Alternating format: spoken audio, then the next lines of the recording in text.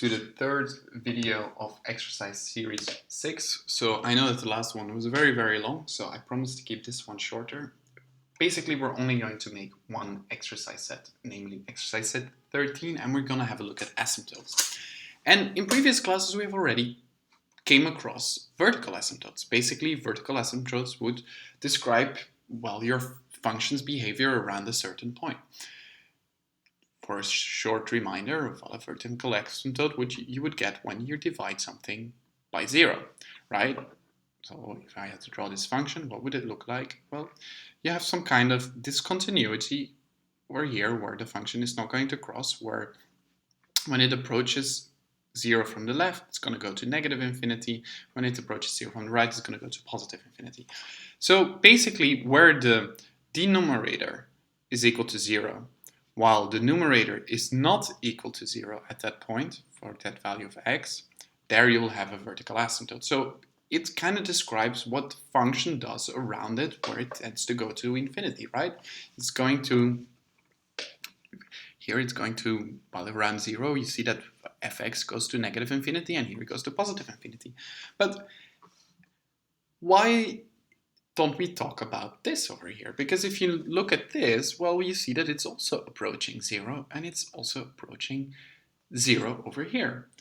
And that's a very good remark. Basically, it's another type of asymptote. And while this asymptote illustrates discontinuities in your function, these do not necessarily, this does not really give you any discontinuities. The only discontinuity is here at 0. But this has some kind of behavior, right? And maybe that's interesting to know about. And this is where we're going to have a look at two new types of asymptotes. Our horizontal asymptotes, just like before, which basically happens when the power of your denominator is greater or equal to the power of your numerator. So let's call it, I think I wrote, let me rewrite it a little bit. I think in the theory I've called it the degrees. So let's say degree of your denominator needs to be greater or equal to that of your numerator. I'll give it a name of small d of your numerator. Then you have a horizontal asymptote, and that's perfectly true, because here you see that the power of your denominator is greater than that one of the numerator, because here it has a power of 1 and here it has a power of 0. Okay, and how can we calculate that then? Well, we calculate it by doing the following thing, because actually horizontal asymptotes, and the next one we're going to have a look at, they describe your behavior of your function when x tends to infinity. So in this case, you say, well, x tends to positive, negative infinity, and you're interested in what happens with your function. And that's how you find your horizontal asymptote. So let's do that one for our example, and we say, well, we're interested in the limit of x going to positive infinity, negative infinity of 1 over x. In other words, we're dividing 1 by either a very large negative number or a very large positive number. Either way, it is going to be equal to 0. So that means we have a horizontal asymptote at 0. So that means when x tends towards negative infinity or positive infinity, our function is going to tend to 0. And it's going to always keep approaching it without ever touching it. The only point it would touch it was where x is truly equal to infinity. But as we know, that's not a real number. So those for horizontal asymptotes. And then the other one I talk about is oblique asymptotes. And oblique asymptotes are a little bit more interesting. Basically, they happen when the degree of your numerator is equal to that one, is equal to the degree of your denominator plus 1. And how can you imagine this? It basically means that, well, while your numerator is trying to blow up your function, right? It is doing the, and your denominator is trying to pull it down, your numerator is still going to blow it up like a little bit faster than your denominator. So you get an oblique asymptote, or maybe some effort of a slanted asymptote. Basically, you're going to get a line like this running through your function that's going to dictate how your function looks like. So imagine, let me draw my axes, and you find, for example, an oblique asymptote that's equal to x, then it would look like this.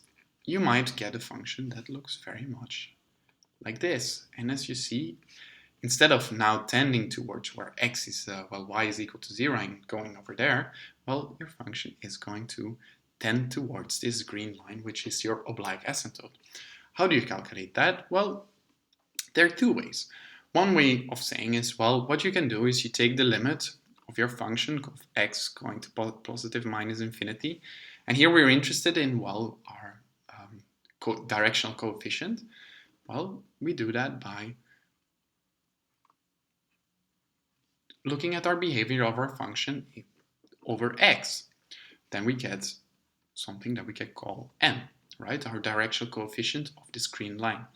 Then we're still interested in our intercept, and our intercept n, let's call it, is going to be where the limit n, careful, it's x going to positive minus infinity of your function minus mx. So let's look over here. A function that could have an oblique asymptote would be x squared over x. This could have an oblique asymptote. It's also going to have a vertical one, right?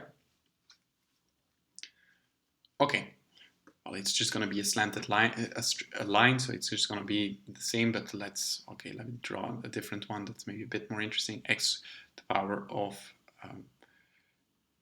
x plus 1 squared over x. This, for example, would have an oblique asymptote.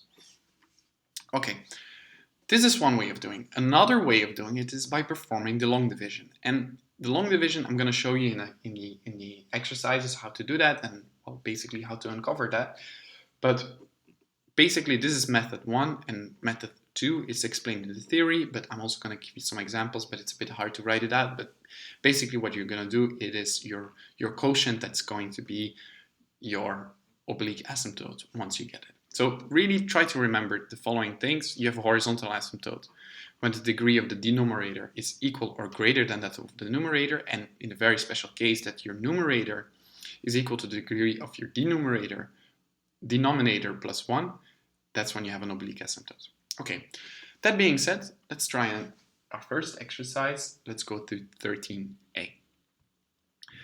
And we're always asked to find the asymptotes of these functions and then also to investigate their sign, right? So the first things first, 13a, y is equal to 1 over x minus 2. Well, having a look at this, does it follow any of these rules? Well, it's clearly not an oblique asymptote, but it does have an horizontal one, right? Because the degree of the denominator is greater than that of the numerator. And it's also going to have a vertical asymptote because that's where your denominator is equal to 0. So it is going to have a vertical asymptote at x is equal to 2, because that's where we're dividing by 0 while the numerator is not 0, because otherwise we have a perfect separation. And our horizontal asymptote is where we take the limit of x going to plus minus infinity of 1 over x minus 2, which is just going to be, in other words, equal to 0. If we had to investigate the sign, well, that's important to know. Horizontal asymptotes and oblique asymptotes are not going to impact your sign whatsoever. Only vertical asymptotes and roots, of course. So all you need to look at is 2. Say here is going to be equal to 0, this function. Before we are over here, we get something smaller. We have negative values and afterwards positive values. So x and fx. Okay, so far for 13a. Okay, that was not a very challenging exercise. Let's have a look at C then. We get y is equal to x squared over x plus 1. Okay, and in this case, clearly not a horizontal asymptote, but we do have an oblique one because our numerator, the degree of our numerator, which is equal to, okay, degree numerator, I'll write it down once in full is equal to 2, and the degree of your denominator is equal to 1, which just happens to be, the numerator just happens to be 1 greater than that of the denominator. Okay, so first things first, is there a vertical asymptote? Yes, there is, at x is equal to -1. Careful, for our numerator, is there going to be a root there as well? No, there is only a root at x is equal to 0. Okay, they do not overlap. Great. Then let's have a look at our oblique asymptote, and here I'm going to try and show you with long division how to find it. So how do we do that? Well, we just perform a long division. So you get x plus 2, and here x squared plus 0x plus 0. Okay, how many times does x fit into x squared? Well, x times. So you get x squared plus x. Alterate the sign, and now you end up with minus x over here. Okay, drop the 0, so we get minus x plus 0. Then, how many times does x fit into 2 minus x? Well, minus 1 time. In other words, you're gonna do minus x minus 1, alterate the sign, and you're gonna end up with a rest term of 1. That rest term doesn't matter. All you were interested in is this thing over here, this x minus 1. And this will tell you that your oblique asymptote is at x minus 1.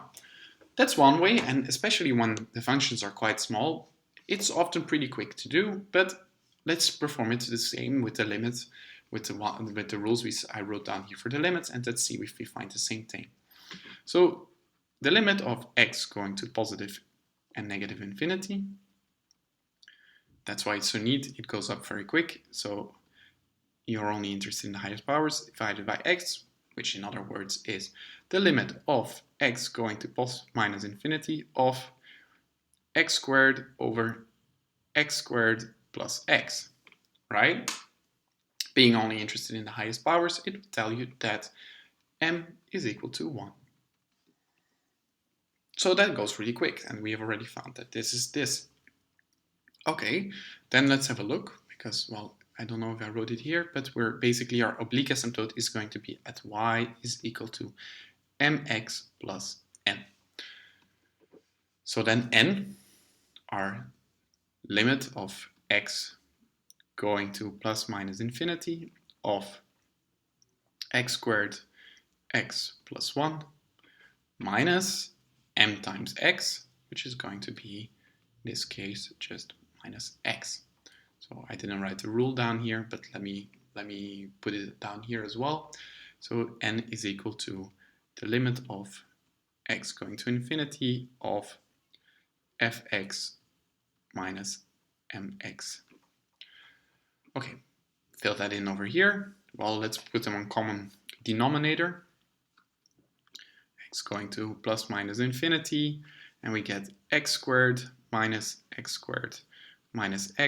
over x plus 1. This case, we're only interested in the highest powers, especially since these cancel out, so we're only interested in these two over here, meaning that it goes to -1. If we fill that into our formula, we find that y is equal to 1x minus 1. This is going to be our oblique asymptote. So we have an oblique and a vertical asymptote. Okay, great. So far for C. Now let's have a look at E. And E, it looks already a little bit more fancy, the formula we're trying to find. So it's 3x squared minus 4x plus 1 over x squared plus x minus 2. Okay, first things first. What kind of asymptotes are possible to have here? Well, it's possible to have a vertical asymptote if these happen to be 0, and it's possible to have a horizontal asymptote.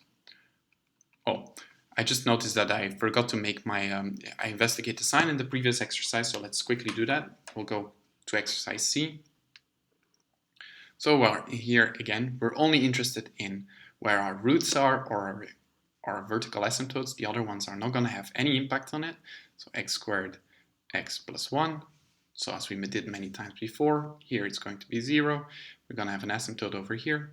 It's going to be positive, positive on these sides, and this is going to be negative, and then it's going to be positive.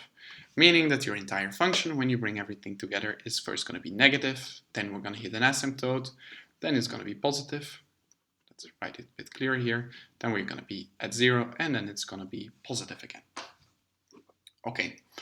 When we start doing full function analyses, this kind of information is very necessary to have. That is for later. First, we need to look at derivatives, but for now, try to remember how we investigate the sign as well as how to find these asymptotes. So we have a possible vertical asymptote and a possible horizontal asymptote. Possible horizontal asymptote because the degree of the denominator and the numerator are equal. So first, let's have a look at our possible vertical asymptotes. Well, they're going to be at where x squared plus x minus 2 is equal to 0. For this, well, let's just calculate our discriminant, which is going to be 1 plus 8, so it's going to be 9. Or in other words, we're going to have possible vertical asymptotes at x1 and x2 is equal to minus 1 plus minus 3 over 2. So it's going to be possibly at 1 or minus 2. Here, this is only going to be a vertical asymptote if they don't happen to be roots of our numerator as well. So let's have a look where that's equal to 0. So 3x squared minus 4x plus 1. Let's see what the discriminant is of that. So where that is equal to 0. And here it would be 16 minus 12. So our discriminant in this case is 4. So it's equal to 0. So we're going to get roots at 4 plus minus 2 over 6. So it's going to be at 1, and it's going to be at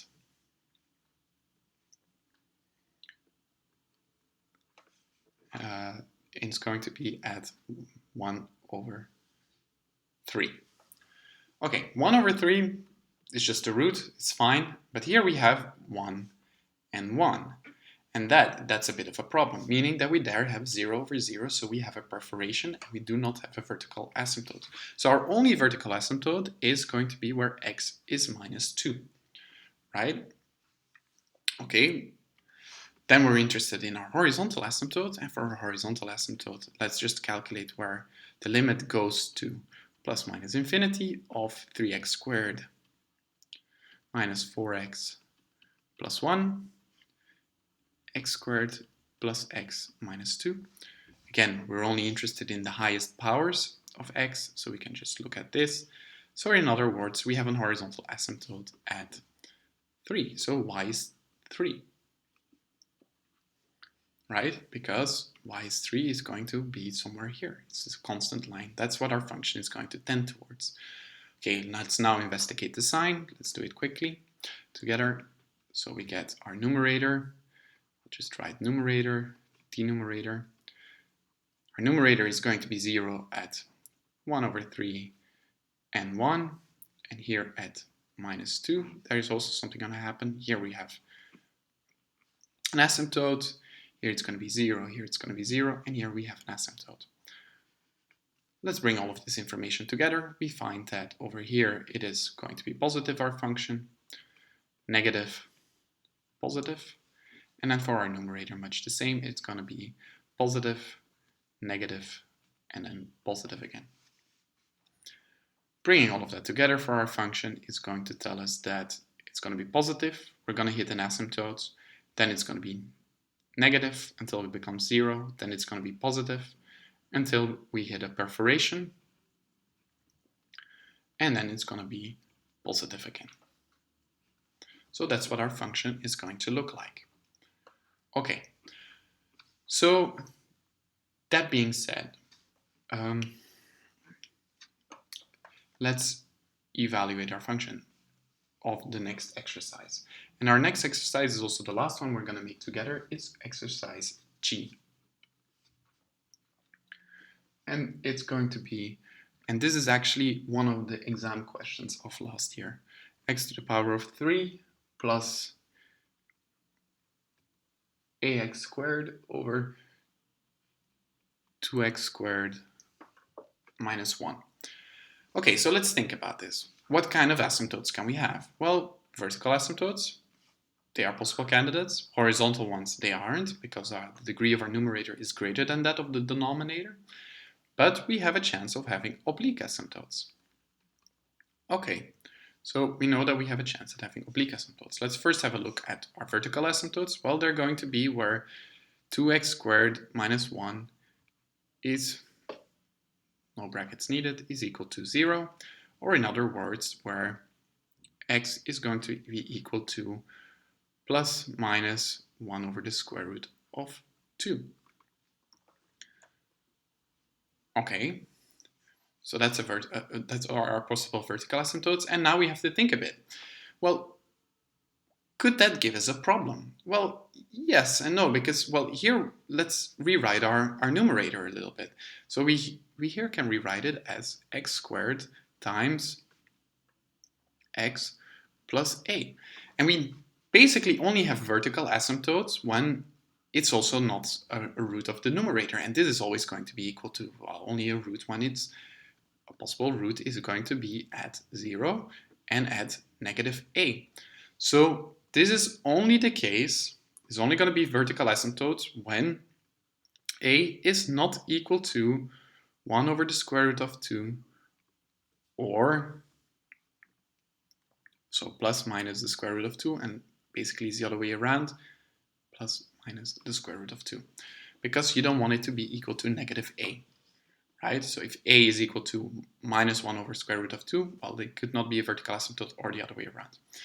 Okay, then let's have a look at our oblique asymptotes. And this is, of course, a very special case, but it's important to mention it as well. And our oblique asymptote, let's solve it both ways. Let's first do it with the limits. So it's going to be, m is going to be, where are the limit of x going to infinity of x to the power of 3 plus ax squared over divided by x. So again, so to get 2x to the power of 3 minus x, we just evaluate the highest powers. So all we have left is m is 1 over 2.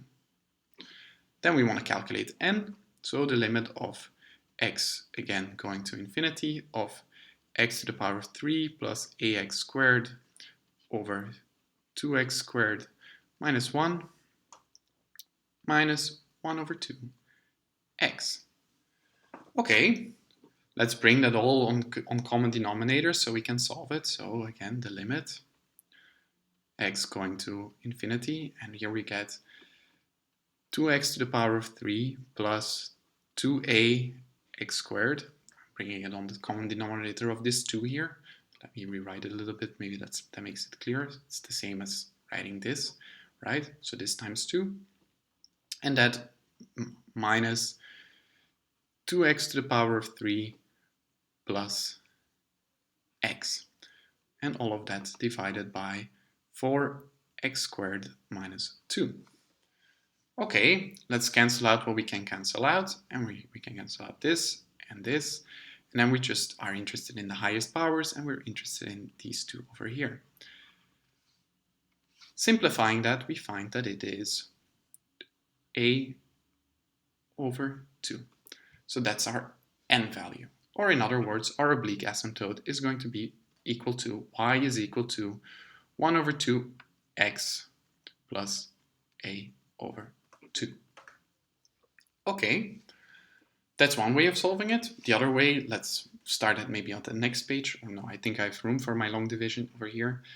Let's do it over here. So we get x to the power of 3 plus ax squared plus 0x plus 0 divided by 2x squared minus 1. Well, the question now is how many times does it fit into there? Well, 2x squared will fit 1 over 2 times x in x to the power of 3. So you get x to the power of 3 minus 1 over 2x. Flipping the sign is now going to give us ax squared plus 1 over 2x plus 0. So now the question is, how many times does 2x squared fit into this over here? Well, it's going to fit exactly a over 2 times in there. So you get ax squared minus a over 2. So we end up with a rest term that looks like this. Don't forget to flip the signs. 1 over 2x plus a over 2. Okay, here I know they are the same, but careful, you're always interested here in the quotient. This is going to be, that will explain you what your oblique asymptote looks like. So you see, these two methods will give us exactly the same result for our oblique asymptote. Both are fine for me, you can do both. Here there's more chance to make calculation errors. I think this is actually a little bit quicker than having to do this, especially if it gets a lot larger. So imagine it goes to x to the power of 7, then this is definitely faster, but totally fine to use either one. Okay, so let's investigate the sign quickly.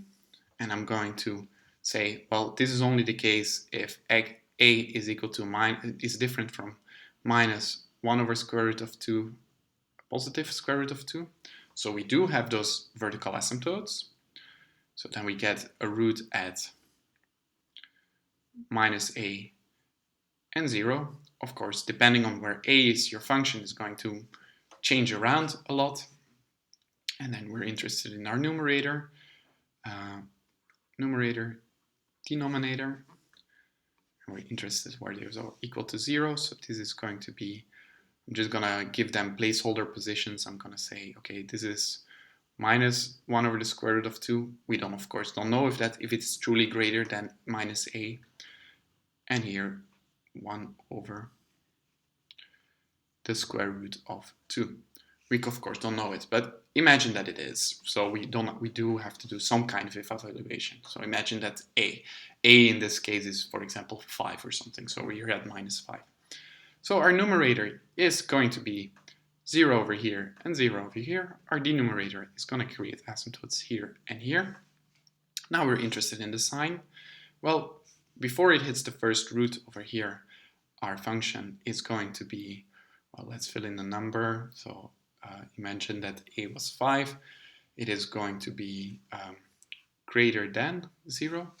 Let me take the same color maybe. So, and here, of course, depending on your value of a, you could have, well, it could wind up a little bit different because a could be on this side or a could be on that side. But imagine that a is, well, we'll say a is 5. So here we are at negative 5. So when it's smaller than negative 5, it's going to be negative. Then here it's going to be positive. And then here, careful, we hit a double root, so it's going to be still positive. Then for our denominator, well, it's going to be positive over here, it's going to be negative over here, and then it's going to be positive again, and which allows us to bring all of the information together. So it would be minus 0 asymptote, negative 0, negative asymptote, positive. Yes. So in this case, really, that a is going to change the situation and could move it around a little bit. Like, well, the reflection points could be a little bit later, but in general, mainly the key is that you're able to do something like that. But here, the main exercise is to find your oblique asymptotes and your vertical asymptotes or your horizontal asymptotes. So try to remember how to do this. Whether you do it in this way or this way, both are fine. So it's just try to remember and really be good at one of them. I prefer this one. I think it's a lot faster and this one and a lot less prone to making calculations error, but both are fine for me. But try to be diverse and so that you know how to do both. Okay, that's it for today. Good luck.